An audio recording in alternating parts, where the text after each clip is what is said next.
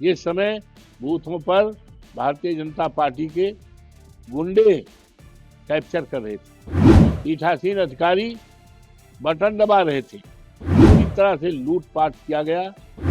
इसके बावजूद भी भारतीय जनता पार्टी हारेगी। अखिलेश यादव जी का उम्मीदवार, पीडीए का उम्मीदवार अजीत प्रसाद जीतेगा। विधानसभा उपचुनाव मिल्कीपुर, जो मर्यादा पुरुषोत्तम राम की नगरी में आता है, मिल्कीपुर विधानसभा क्षेत्र, आज मतगणना शुरू है। मुझे शिवतुल्य मतदाताओं पर, प्रभु श्री राम की कृपा पर, हनुमान जी की कृपा पर, मां सरजू माई की कृपा पर और हमारे नेता माननीय अखिलेश यादव जी की कृपा पर यकीन और विश्वास के साथ मैं कह सकता हूं और कह रहा हूं कि भारतीय जनता पार्टी ने यूं तो बेईमानी का पूरा रिकॉर्ड तोड़ दिया गया। विश्व में जो गिनीज में नाम दर्ज किया है बेईमानी में, और इसके बारे में हमने बहुत पहले कई बार, यहाँ तक 4 फरवरी को चुनाव आयोग भारत सरकार, चुनाव आयोग उत्तर प्रदेश और जो हमारे यहाँ पर चुनाव में ऑब्जर्वर आए थे 2, उनके सामने पूरी बात रख दिया था। एक एक अक्षर उन्होंने पढ़ा और जो जो शिकायतें और संभावनाएं थी जिनके बारे में मैंने उनको पूरी तरह से, और यहाँ के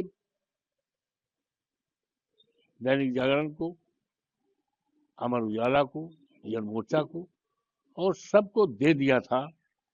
और चुनाव जब हो रहा था तो जिन जिन शिकायतों पर, संभावनाओं पर मैंने दिया था, वो सारी हमारी शिकायतें, संभावनाएं पूरी तरह से उस समय साबित हो रही थी। जिस समय बूथों पर भारतीय जनता पार्टी के गुंडे कैप्चर कर रहे थे, यहां तक पीठासीन अधिकारी बटन दबा रहे थे, इसकी शिकायतें दिया। लेकिन उन शिकायतों पर जो ऑब्जर्वर आए थे, अटेंड करते थे जरूर, हाँ जी करते, लेकिन कुछ नहीं किया और पूरी तरह से लूटपाट किया गया। इसके बावजूद भी भारतीय जनता पार्टी हारेगी।